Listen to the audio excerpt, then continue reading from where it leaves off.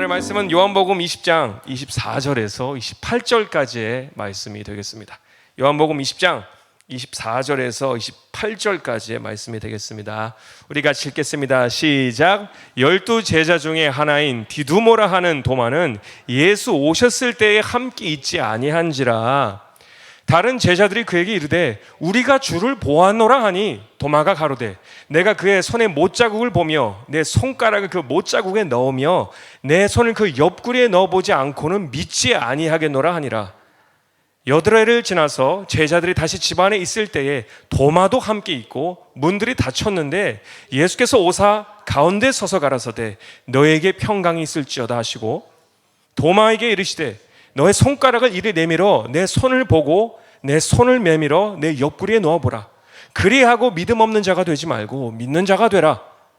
함께 도마가 대답하여 가로되 나의 주시며 나의 하나님이 시니이다. 아멘.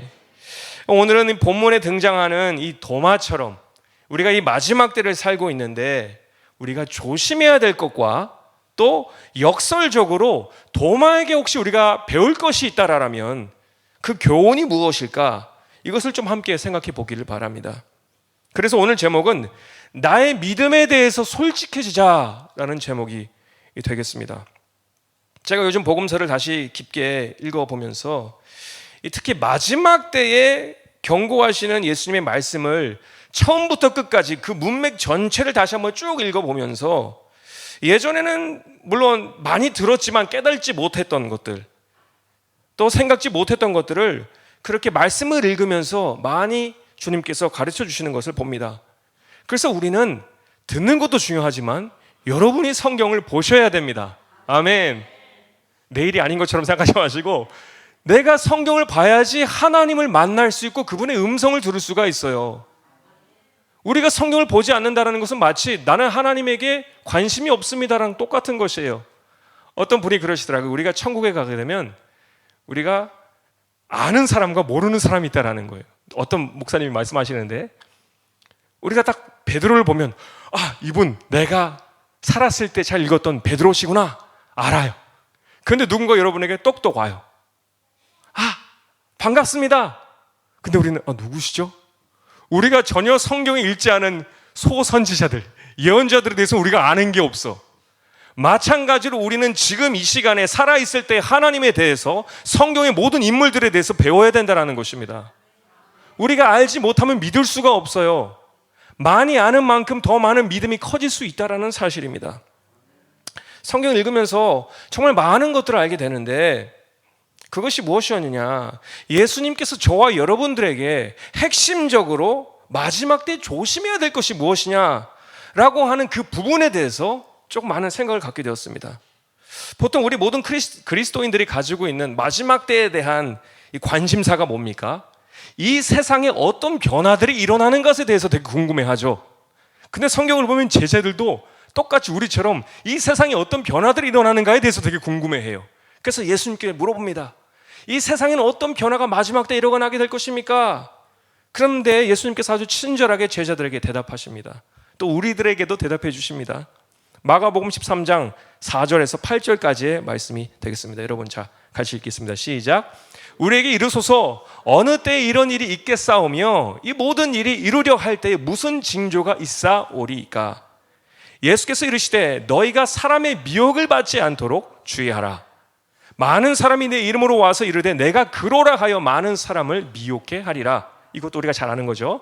난리와 난리 소문을 들을 때에 두려워 말라. 이런 일이 있어야 하되 끝은 아직 아니니라.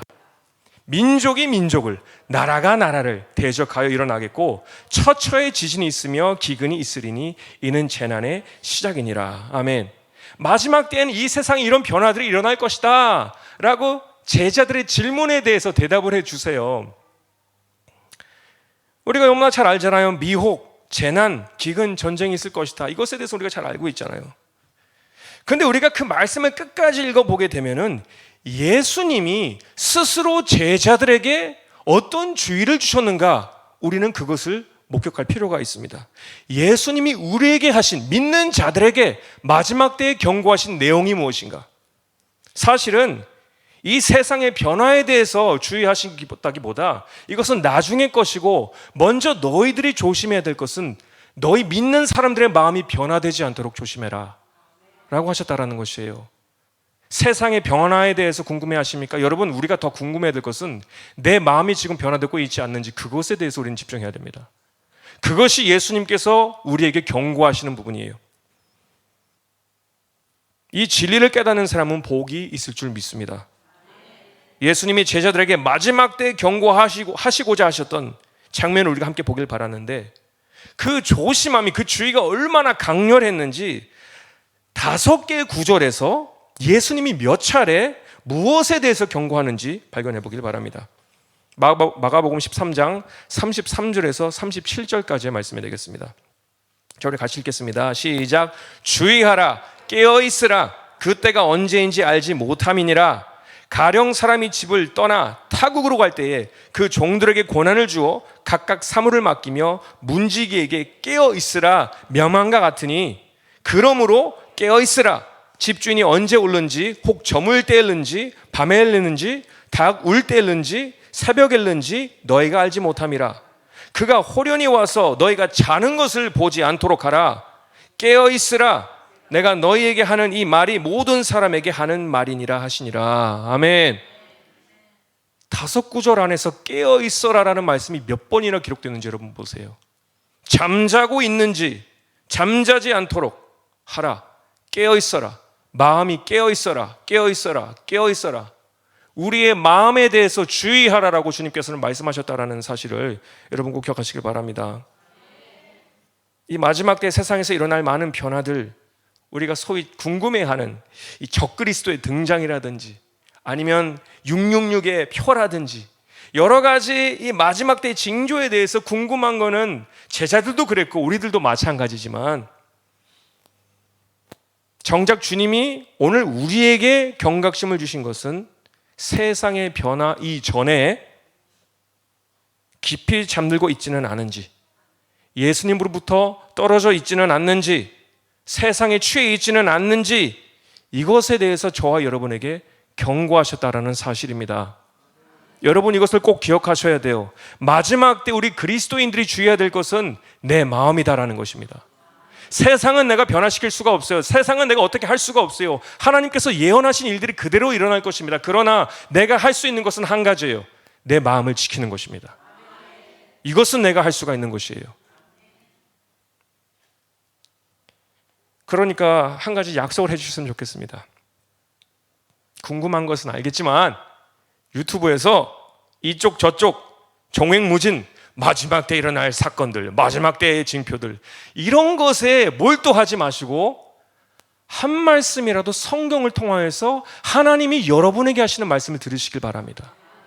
내가 변해야 될 것이 있으면, 내가 바꿔야 될 것이 있으면, 내가 순종해야 될 것이 있으면 그 음성을 듣고 변화되시길 바랍니다. 그것이 마지막 때를 준비하는 우리의 모습이 되어야 된다는 것입니다. 약속하시죠? 아멘. 아멘. 아멘. 제가 2024년 마지막 주일 예배 메시지를 여러분에게 이제 전달해야 되겠다라는 그런 이 부담감과 함께 열심히 기도를 했어요. 제가 전해야 될 메시지가 무엇입니까? 하나님 가르쳐 주세요. 이 여러 방면으로 하나님께서는 이 메시지를 이렇게 가르쳐 주시는데, 지난주에 이 오늘 메시지에 대해서 묵상하면서 이 잠을 청했는데, 이 사도행전의 한 장면을 보여주시더라고요. 그 장면이 무엇이었냐면, 사도행전 20장에 등장하는 유두고라 하는 그 청년이 있습니다. 여러분, 이름으로는 잘 생소하실 텐데 상황을 보시면 아시게 되실 거예요. 이 사도행전 20장을 조명하시면서 우리에게 주시고자 하셨던 메시지가 있으셨어요. 이 유두고라는 청년이 누구인가? 우리가 함께 성경을 읽어보겠습니다. 사도행전 20장 7절에서 9절까지의 말씀이 되겠습니다. 사도행전 20장 7절에서 9절 시작. 안식 후 첫날에 우리가 떡을 떼려 하여 모였더니 바울이 이튿날 떠나고자 하여 저에게 강론할세 말을 밤중까지 계속하며 우리의 모인 윗다락에 등불을 많이 켰는데 유두고라 하는 청년이 창에 걸터 앉았다가 깊이 졸더니 바울이 강론하기를 더 오래 하며 졸음을 이기지 못하여 3층 누에서 떨어지거늘 일으켜 보니 죽었는지라. 좋은 메시지는 아닌 것 같죠, 그죠? 마지막에 죽었는지 아니까 왠지 기분이 그렇게 썩 좋지는 않은데, 근데 중요한 말씀이 우리에게 주시는 말씀. 제가 이렇게 꿈을 통하여서 바울의 시선으로 이렇게 보고 있는데, 메신저의 시선으로 보고 있는데, 이렇게 많은 성도들이 있어요. 많은 분들이 설교를 듣고 있어요. 하나님의 말씀을 듣고 있어요. 근데 저 뒤쪽에 창가 쪽에 또는 기둥에 숨어서 뒤쪽에 깊이 잠에 빠지고 있는 한 청년이 있었습니다. 조금씩 몸이 동태눈이 되면서 눈이 감겨지더니 이래 하다가 슬슬 뒤로 가더니 훅 하고 그냥 완전 떨어지는 거예요, 창문에서. 그 순간을 목격하고 하면서 막 잠이 깨게 됐어요. 그 충격 때문에. 그 장면을 성경을 통해서 다시 한번 찾아봐야겠다. 그 꿈에서 깨서 바로 성경을 들고 찾아봤습니다. 그리고 오늘 이 말씀이었죠. 제가 이 일을 통하여서 두 가지 다시 한번 깨닫게 된 것이 있는데, 첫 번째는 메신저로서 아무리 성도를 사랑해도 설교는 너무 길게 하면 안 되겠구나. 그러면 큰일 나겠구나. 근데 사랑하면은 말이 많아지게 되어 있어요. 이것이 사실이에요. 우리 목사님께서도, 우리 사모님께서도 여러분을 사랑하시면 막 말이 많아지게 되어 있어요. 근데 스스로 막 절제를 하는 거예요. 마찬가지로 여기 이 바울을 보시면 이제 마지막 만남이 될 것을 알고 계속 성도들에게 말해주고 싶은 거예요. 그러니까 그 설교가 길어지게 된 것이죠. 그리고 두 번째, 청중되신 여러분들에게 드리고자 하는 말씀은 무엇이냐면, 꼭 강단에 가장 가까운 곳에 앉으시기를 축복합니다. 절대 뒤로 가지 마세요. 여러분 아시잖아요. 뒤로 가면 솔솔 잠이 옵니다. 가까이 앞으로 오세요. 하나님은 믿는 자들, 두드리는 자들, 찾는 자들에게 말씀하시고 자신을 나타내시는 분이십니다. 왜 우리가 성경을 보게 되면 여러 가지 것들이 있어요. 하나님이 왜 태어나지도 않은 야곱을 사랑했을까요? 야곱의 그 속성을 알았기 때문에 사랑하신 거예요. 하나님에 대한 열정, 적극성, 그 믿음을 아시는 거예요. 여러분도 하나님 앞에 그 적극성을 나타낼 때 하나님께서는 더 가깝게 여러분에게 찾아오신다라는 사실입니다. 아멘. 우리가 성경을 보게 될 때 왜 이 하나님께서는 그 선택받은 백성들에게 하시는 아주 큰 특권이자 축복이 무엇인 줄 아십니까? 우리가 이 부분에 대해서 많이 놓치는 경우, 또 가볍게 생각하는 경우가 많은데, 하나님이 여러분을 선택하신다라면 무엇을 하시느냐면, 하나님께서는 이제 여러분을 공개적으로 말씀하신다라는 사실을 여러분 꼭 기억하시기 바랍니다. 여러분의 마음속에 하나님은 말씀하시기 시작하실 것이에요. 그것이 선택받은 자들이에요. 베드로에게 하나님 아버지의 계시가 왔죠. 왜일까요? 왜 베드로에게 계시가 왔을까요? 하나님 아버지께서 베드로를 선택하셨기 때문에 베드로에게 말씀하시는 것입니다. 계시하시는 것이에요. 여러분이 말씀을 들을 때 때로는 이럴 때 있잖아요. 하나님 또 양심에 찔리는 주시는 말씀을 주시네요. 좀 피하고 싶을 때도 있고 창피할 때도 있고, 방금 부부싸움하고 왔는데 혼자 홀리한 척, 거룩한 척 하고 있는데 말씀 선포되는 거 보면 나에게 주시는 말씀이야. 막 마음이 찔려. 그러나 그게 아니에요. 여러분은 선택받았기 때문에 하나님께서는 여러분에게 지금 말씀하고 계시다는 사실입니다. 그러면 나의 모든 컨셉이 바뀌어지게 됩니다. 나를 아프게 하고 힘들게 하는 하나님의 말씀이 아니라 선택받은 백성이기 때문에 나에게 말씀하시는구나. 이것이 얼마나 귀한 것인지 알게 되는 것이에요. 우리가 구약으로 돌아가서 이스라엘을 애굽에서 구출해 내신 후에 이스라엘의 하나님의 되심을 공개적으로 어떻게 나타내시느냐. 그들이 시내산에 도착했을 때 그들 중에 임하십니다. 그리고 그들에게 말씀하세요. 직접적으로 말씀하세요. 출애굽기 19장 10절에서 11절 보시기 바랍니다. 우리 같이 읽겠습니다. 시작. 여호와께서 모세에게 이르시되 너는 백성에게로 가서 오늘과 내일 그들을 성결케 하며 그들로 옷을 빨고, 12절, 예비하여 제3일을 기다리게 하라. 이는 제3일에 나 여호와가 온 백성의 목전에 시내산에 강림할 것임이니. 자, 이스라엘 백성들에게 그들의 하나님 되심을 나타내기 위해서 강림하셨어요. 그리고 말씀하세요. 출애굽기 20장 22절 말씀입니다. 자, 시작. 여호와께서 모세에게 이르시되 너는 이스라엘 자손에게 이같이 이르라. 내가 하늘에서부터 너희에게 말하는 것을 너희가 친히 보았으니. 아멘. 이게 특권이에요. 성경을 읽어도 이것이 나의 마음으로 오는 사람이 있고 오지 않는 사람이 있어요. 그것이 하나님의 선택에 갈려지게 된다는 사실 여러분 아시길 바랍니다. 여러분 마음속에 찔림이 있습니까? 기뻐하세요. 선택받은 사람이다라는 것이에요. 여러분에게 하나님께서 뭔가 자꾸 꼬치꼬치 말씀하시는 것처럼 느껴지십니까? 기뻐하세요. 감사하세요. 여러분은 선택받은 사람이다라는 것입니다. 물론 저도 이해는 해요. 아플 때도 있고 찔릴 때도 있고, 아니 어쩜 이 상황, 나의 지금 상황을 이렇게 잘 아실까 당황스러울 때도 있고, 한 번씩은 하나님 왜 나한테만 자꾸 사랑하라고 하세요? 하나님 왜 나한테만 용서하라고 하세요? 하나님 왜 나한테만 손 내밀라고 하세요? 그 마음 저도 알아요. 그러나 그렇다라고 뒤로 숨지 마세요. 하나님께서 우리를 선택하신 것은 우리에게 말씀해 주시기 위해서 우리를 부르셨습니다. 우리는 그리고 그것을 듣기 위해 부름받았다라는 거예요. 아멘. 제가 하나님의 말씀을 사랑하는 것은 방금 말씀드린 것처럼 나는 하나님께 속해 있으니까 이렇게 나에게 말씀하시는구나. 그것이 가장 감사한 부분이고, 그래서 하나님의 말씀을 사랑하는 것이고, 또 두 번째는 내 안에 있는 이 영적인 암덩어리를 제거하기 위한 수술의 도구로 하나님의 말씀을 사용하시는구나. 그러니까 감사하는 거예요. 그렇죠? 수술 도구는 아파요. 수술은 아프게 되어 있어요. 그러나 그 아픔이 계속되는 게 아니에요. 여러분을 고치고 치유하기 위해서 그 하나님의 말씀으로 우리를 깨끗게 치유하신다는 사실입니다. 히브리서 4장 12절 말씀 우리 같이 보시겠습니다. 하나님의 말씀은 살았고 운동력이 있어 좌우에 날선 어떤 검보다도 예리하여 혼과 영과 및 관절과 골수를 찔러 쪼개기까지 하며 또 마음의 생각과 뜻을 감찰하나니. 아멘.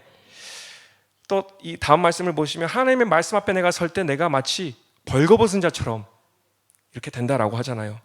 그러니까 그렇기 때문에 수치스러우니까 내가 자꾸 하나님의 말씀 앞에 비춰보면 내가 이 부끄러운 모습들이 많이 있으니까 자꾸 숨으려고 하잖아요. 그러나 우리가 히브리서 4장의 전체적인 맥락을 보게 되면 왜 이런 12절의 말씀을 하셨는가? 하나님의 안식에 들어가기 위해서 우리를 치유하신다라는 사실입니다. 그것이 목적이에요.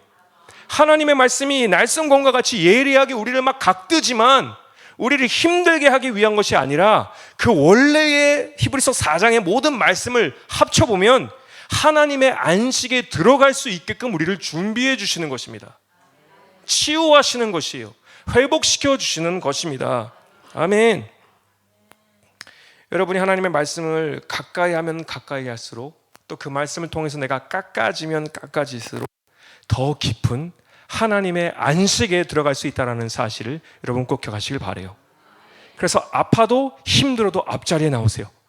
2025년 다음 주입니다. 목사님께서 말씀하셨지만 뭐 내년이 아니에요. 다음 주예요. 앞자리를 사수하시길 바랍니다. 여기가 큰 치료가 일어나는 곳입니다. 하나님의 안식으로 들어가는 곳입니다. 아멘. 저한테 약속할 게 되게 많네요. 꼭 앞자리를 사수하시길 바랍니다. 이 주님이 유두고라 하는 청년을 통해서 우리에게 조명해 주시면서 이 마지막 때 사는 크리스찬들에 대한 주님의 경고로서 어떤 부분을 경고하셨냐면, 몸은 여전히 교회에 있으나 그 내면의 영적인 상황을 보게 되면 깊은 잠에 빠져 있다라는 것을 말씀해 주시기를 원하셨다라는 것입니다. 몸은 여전히 교회에 있으나 그 깊은 영적인 모습은 잠에 빠져 있다라는 것. 제가 한 가지 청년에 대해서 섣불리 우리가 판단치 말길 바라는 것은, 이 청년이 우리가 소위 생각하는 썬데이 크리스천처럼 예배 자리에 잠깐 와서 가는 그런 청년이 아니에요. 잘 준비하고 교회에 오는 그런 청년이 아니다라는 것입니다. 자기 나름대로는 이 사도 바울의 메시지를 들으려고 열심히 듣고 있었어요. 근데 자꾸 잠이 오죠. 설교가 더 길어지죠. 더 깊은 잠에 오죠. 그 잠에 빠지고 있었다라는 것입니다. 그러나 원래 그의 목적은 잠과 싸우고 있었다라는 것입니다. 사도행전 20장 아까 9절 다시 볼까요? 후반 부분에 바울이 강론하기를 더 오래 함에 졸음을 이기지 못하였다라고 하였습니다. 졸음과 싸우고 있었는데 결국엔 잠들어 버렸다라는 것을 우리는 볼 수가 있습니다. 제가 이 청년을 생각하면서 문득 제가 피곤할 때 느꼈던, 어디든지 잘 수 있구나라는 것을 경험했던 적이 생각이 납니다. 제가 수시집에서 일을 했을 때인데, 그때 오픈부터 클로징까지 일을 하고 그 다음 준비까지 해야 됩니다.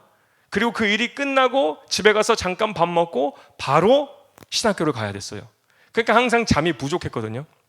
근데 하루는 아침 일찍 출근해서 오픈 준비를 하면서 이제 사시미 칼, 날카로운 사시미 칼을 가지고 이 생선을 뜨고 있는데, 여러분 아주 피곤하신 분들은 경험하신 적이 있으실 거예요. 마치 필름이 끊어지듯이 이렇게 끊어질 때 있죠. 잠이 솔 자는 게 아니라 뚝 끊어질 때 있잖아요. 정말 피곤하면 사람이 뚝 끊어져요. 근데 그날에 제가 생선을 뜨는 것까지는 기억하는데 그 이상을 그냥 못해요. 근데 제 같이 일하는 동료가 와가지고 툭툭 건드려가지고 그때 일어났어요. 저는 잤는지도 몰랐거든요. 근데 그 동료가 하는 얘기가 되게 웃겼었는데, 저는 필름이 끊어진 상태에 이렇게 멈춰있고 그 동료가 저를 보면서 쟤 갑자기 일하다가 왜 눈을 감고 있지? 라고 생각을 했대요. 그러면서 역시 크리스찬이니까 생선을 죽이기 전에 그 생선을 위해서 기도를 하나 보다. 우리는 하나님께 감사하며 기도하죠. 뭐 생선한테 기도를 해요. 아니잖아요. 그죠? 근데 사실 계속 지켜보는데 이상하대요. 뭘 하는지 모르겠대. 한 2분 정도 지난 것 같아요. 얼마나 잤는지는 모르겠는데 톡톡 건드리면서 일어나라고 깼어요. 왜 빨리 나 안 깨웠냐라고 얘기해 주니까 손에 칸이 들려 있으니까 가까이 못 가겠더라고요. 무서워서. 어떻게 휘두를 줄 알아 이거. 근데 그때 제가 느꼈던 게 사람이 정말 피곤하면은 언제 어디서든 앉아서든 서든 누워있든 언제든지 잘 수 있구나 라는 것을 생각하면서 이 청년 또한 극도로 피곤에 빠져가지고 견디려고 눈을 막 부릅뜨고 있다가 필름이 끊겨버리는 그런 상황이 되지 않았을까라는 생각이 들더라고요. 그럼 왜 이 유두고라는 청년의 예를 통해서 우리에게 전달하고자 하시는 그 메시지가 무엇인가? 몸은 여전히 열심을 내어 교회 모든 활동을 참여하고 있고 애를 쓰고 있으면서도 그 내면의 영적인 모습을 바라보게 되면 깊은 잠에 빠진 채로 교회 모든 활동을 할 수 있다는 사실이에요. 여러분, 이것이 아주 무서운 이야기입니다. 나는 열심히 부르뜨고 신앙생활을 열심히 하려고 하는데 내 안사람은 이미 자고 있다는 거예요. 나의 속사람이 이미 자고 있다는 것이에요. 성경에는 영적인 잠에 대해서 어떻게 기록하고 있는가? 데살로니가전서 5장 5절에서 8절의 말씀은 이런 기록이 있습니다. 영적인 잠에 대해서 이야기를 하고 있어요. 우리 같이 읽겠습니다. 시작. 너희는 다 빛의 아들이요 낮의 아들이라. 우리가 밤이나 어둠에 속하지 아니하나니 그러므로 우리는 다른 이들과 같이 자지 말고 오직 깨어 근신할지라. 자는 자들은 밤에 자고 취하는 자들은 밤에 취하되 우리는 낮에 속하였으니 근신하여 믿음과 사랑의 흉배를 붙이고 구원의 소망의 투구를 쓰자. 아멘. 우리는 낮에 속한 사람이다라는 사실을 여러분 꼭 기억하시길 바랍니다. 그것이 우리의 아이덴티티예요. 우리는 근신하고 잠자지 않는 사람들이다라는 것이 영적으로 봤을 때, 육신으로 말하는 것이 아니라 피곤하면 잘 수가 있죠. 우리의 영의 모습을 말하는 것입니다. 이 말씀을 돌려 생각해 보면 왜 영적인 잠을 자게 되는가? 낮의 자녀처럼 근신하여서 믿음과 사랑의 흉배, 이것을 착용하고 있지 않을 때에 잠이 들게 된다는 것을 우리는 알 수가 있습니다. 특별히 오늘 우리가 묵상해 볼 요소는 모든 것의 기초가 되는 이 믿음이에요. 믿음. 아까도 봤죠? 흉배를 붙이고, 믿음과 사랑의 흉배를 붙이고. 모든 시작은 믿음에서부터 시작되잖아요. 왜 교회에 오랜 시간 동안 또 열심히 신앙생활을 하는데 깊은 영적인 잠 속에 있을 수 있는가? 이것을 묵상해 볼 때 제가 과거에 이런 뭐라고 할까요? 가르침 속에, 이런 시스템 속에 있지는 않았나라는 생각을 해보게 된 것이 무엇이냐면, 여러분도 혹시 그러지 않았나? 여러분의 과거에 이 80년대, 90년대 신앙을 시작했을 때, 처음 시작했을 때, 제 과거를 생각해 보면 제가 주일학교에서 배운 것이 무엇이었냐면, 믿음에 대한 주입식 교육을 수차례 받았고 거의 뭐 세뇌처럼 받은 것 같아요. 어린아이가 믿음에 대해서 뭘 그렇게 잘 알겠습니까? 그죠? 뭘 그렇게 깊이 이해할 수 있겠습니까? 당시 주일학교 주입식 교육은 반드시 나는 믿음이 있음을 하나님께 강조해야 되고 어필해야 된다라는 그런 교육을 받은 것 같아요. 그래서 노래에서부터 구호에 이르기까지 믿습니다, 믿습니다, 믿음으로, 믿음으로, 이것이 뭐 거의 습관이었어요. 천국은 어떻게 가요? 믿음으로 가요. 하나님 축복은 어떻게 받아요? 믿음으로 받아요. 의인은 무엇으로 살아요? 믿음으로 살아요. 지금 생각해보면 왜 그렇게 소리를 지르게 했는지는 잘 모르겠는데 어렸을 때 그렇게 소리를 질렀어요. 믿음으로, 믿음으로, 믿습니다, 믿습니다.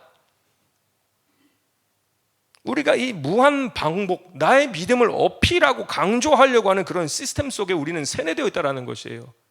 근데 정작 성경이 말하는 나에게 요구하는 믿음이 잘 무엇인지 모른다는 거예요. 그게 문제인 거예요. 열심히 교회 안에 있지만 나의 영은 자고 있는 거예요. 그래서 나에게 원하시는 믿음이 무엇인지 모르기 때문에 정말 주님을 믿는다면 어떤 대가 지불이 필요한가? 하나님이 인정하시는 믿음이 어떤 것인가? 정작 하나님이 원하시는 믿음의 정보를 모르면서 나 혼자 소리치고 있는 거예요. 믿는 사람처럼 보여야 돼. 믿는다라고 해야 돼. 믿음이 작다라고 말하면 안 돼. 나는 믿음 있습니다, 믿습니다, 믿음이 있습니다, 있습니다라고 스스로 막 만들어내는데 나의 영은 자고 있어요. 아무런 해결이 안 되는 것입니다. 제가 오늘 본문 말씀에 도마에 대해서 보고자 했던 이유도 차라리 도마처럼 솔직하게 주님, 저 지금 자고 있는 것 같아요. 주님, 전 지금 믿음이 없는 것 같아요. 도마처럼 나는 믿지 않겠어. 부활의 예수님을 보고 만져봐야지 믿을 수 있겠어. 주님 만나주세요. 새롭게 시작할 수 있게 해주세요. 이런 나의 솔직한 고백을 드려서 믿음의 주 되신 예수님을 다시 만나 그 믿음이 새로워져야 되는데 믿습니다, 믿습니다. 스스로 막 커버를 만들어 놓으니까 해결이 안 되는 거예요. 그래서 더 깊은 잠으로만 빠지는 것이에요. 뭘 믿는 건데요? 뭐를 믿고 있는 건데요? 소위 우리는 이 불신 공포증에 빠져 있어서 믿음이 없다라고 하면 안 돼. 부끄러운 일이야. 하나님이 기뻐하지 않으셔. 라고 하면서 더 깊은 내 속의 영혼은 깊은 잠 속에 빠져 있다는 것.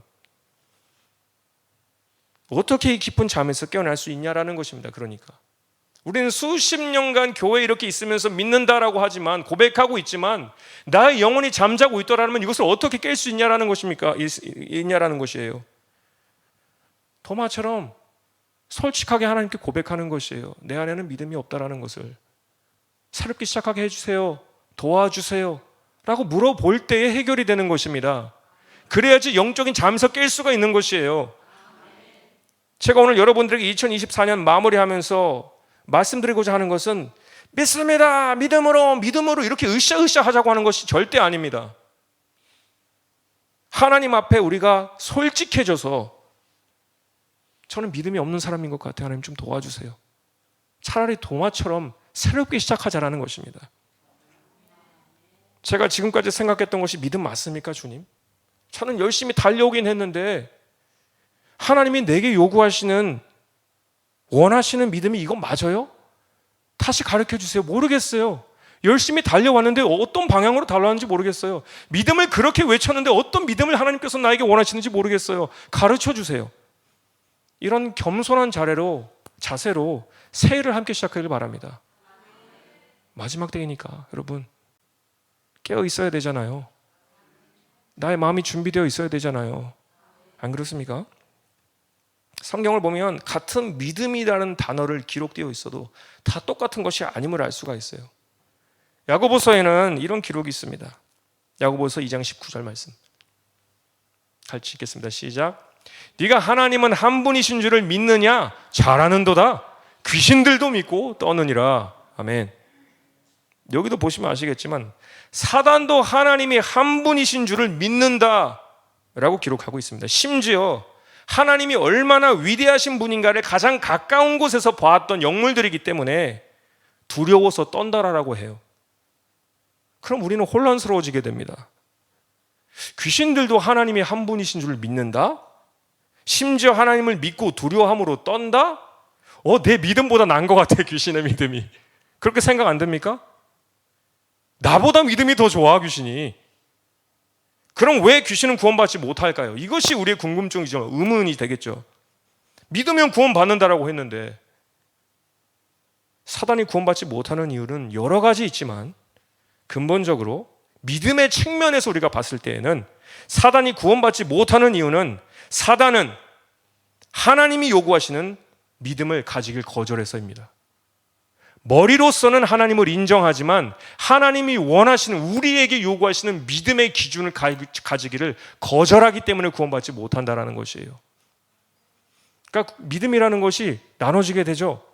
인정하는 것이 믿음이 아니에요. 머리로 아는 것이 믿음이 아닙니다. 마음으로 받아들이는 것이 믿음입니다. 그것에 대해서 더 설명해 드릴게요. 사단은 그 누구보다 하나님의 가장 가까운 곳에서 섬겼던 그런 영물들이에요. 우리보다 하나님을 더 잘 알아요. 하나님이 얼마나 전지전능하신 분인지를 우리보다 더 잘 알아요. 그리고 인식해요. 머리로는 아는데 그러면서도 그들이 거부하는 것은 하나님이 요구하시는 믿음, 하나님을 내 마음에 모시고 하나님을 향해 적극적으로 달려가는 그 움직임, 그 행동, 그 선택, 이것이 하나님께서 우리에게 요구하시는 믿음이다라는 사실을 여러분 꼭 기억하시기 바랍니다. 하나님을 향해 달려가는 그 움직임, 그 격동하는 그 마음 있잖아요. 막 하나님, 여러분 우리가 사랑에 대해서 얘기하지만 머리로 사랑을 합니까? 아니잖아요. 마음으로 사랑하죠. 사랑하면 어떻게 돼요? 끌려가게 되어 있어요, 그쪽으로.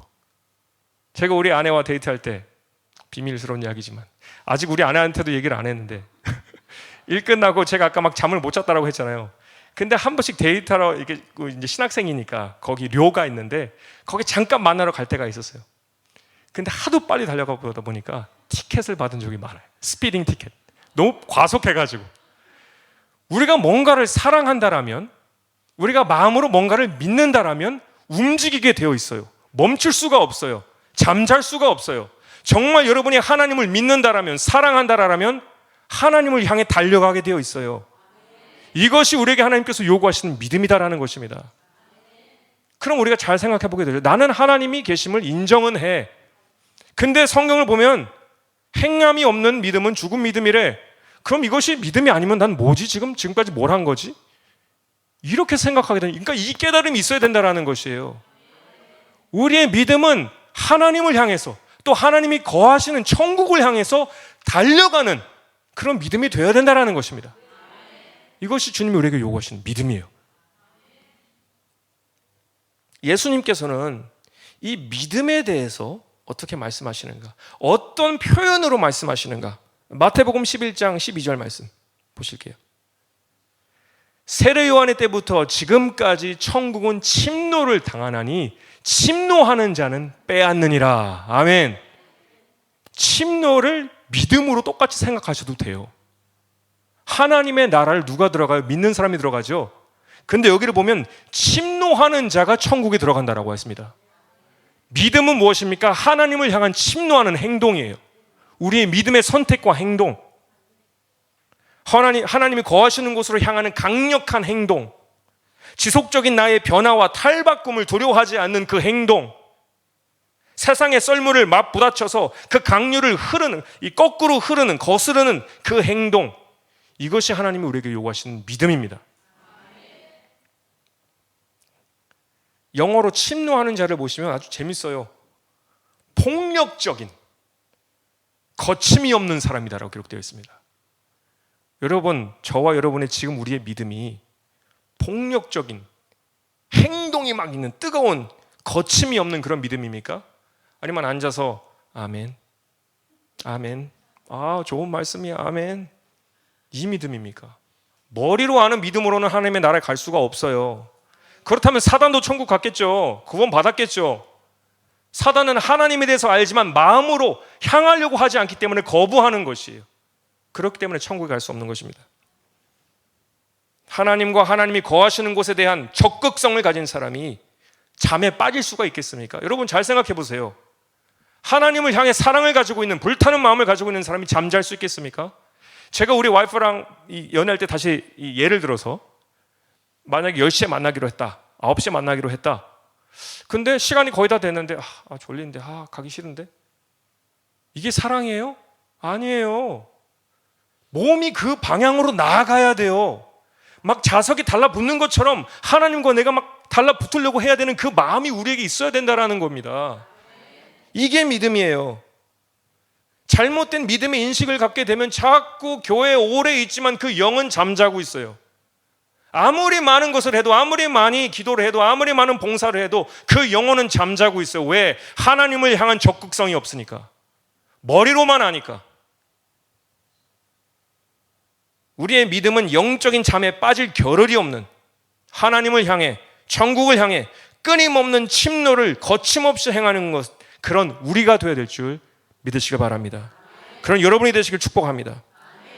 하나님이 여러분에게 원하는 것은 여러분의 적극성을 보고자 하십니다. 하나님께서 우리를 사랑하심으로 적극적으로 그 아들까지 보내주셨던 것처럼 우리에게 보고자 하는 것은 그 마음의 적극성이에요. 너희가 얼마나 나를 원하는지 나는 보고 싶어. 얼마나 나를 사랑하는지, 얼마나 하나님의 나라를 구하는지.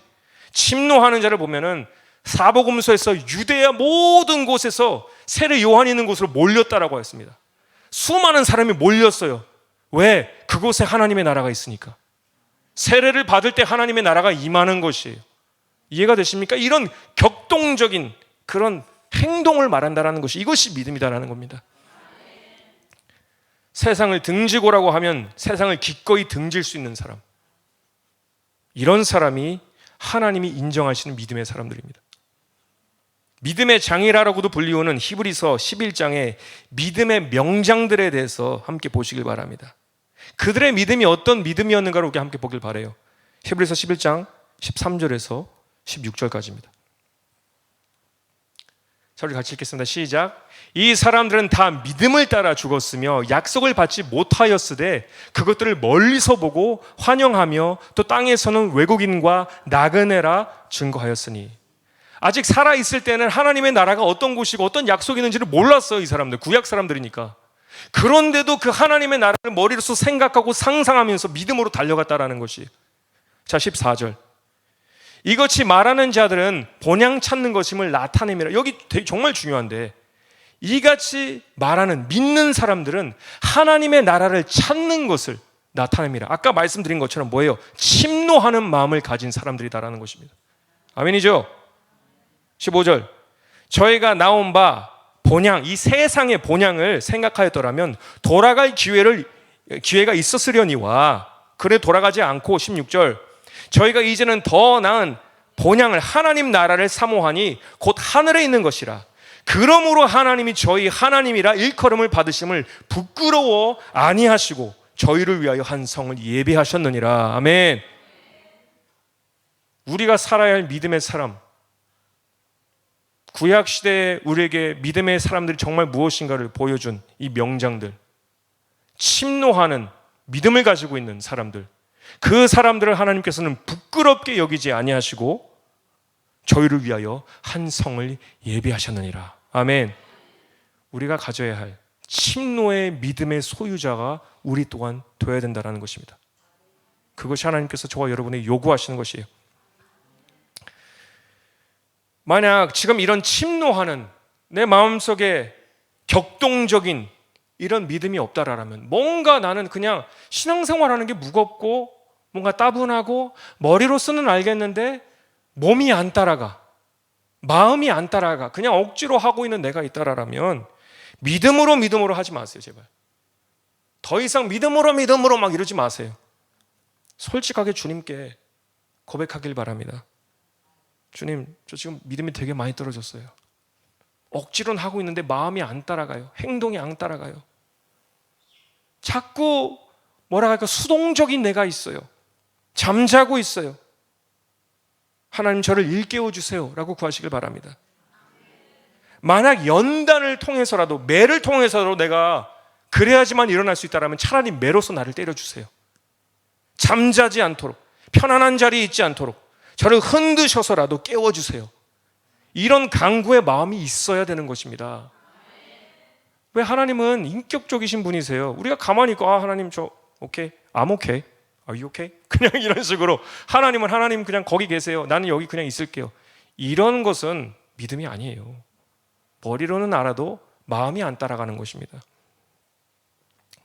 도마가 자신의 믿음 없음을 고백했지만 그가 부활하신 예수님을 만나 새로운 믿음을 받아서 일평생 복음을 전하다가 순교하는 영광스러운 믿음의 일꾼이 되었듯이 우리가 지금 믿음 없다라고 솔직하게 고백하는 것은 나쁜 것이 아니에요. 부끄러운 것이 아니에요. 정말 부끄러운 것이 뭔 줄 아세요? 지금 때가 차고 있는데 마지막 때인데 잠자고 있는 것이 부끄러운 일이에요. 하나님이 보시기에. 하나님 새롭게 시작하게 해주세요. 주님의 때가 얼마 남지 않았다고 하는데 잠자지 말라고 주님께서 계속 말씀해 주신, 난 지금 자고 있어요. 하나님 나를 깨워주세요. 이렇게 고백하며 나가길 바랍니다. 침노하는 자들만이 하나님의 나라를 얻을 수 있습니다. 아멘.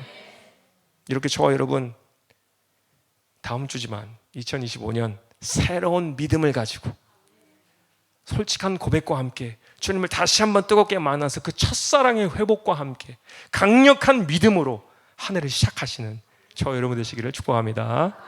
같이 기도하시겠습니다.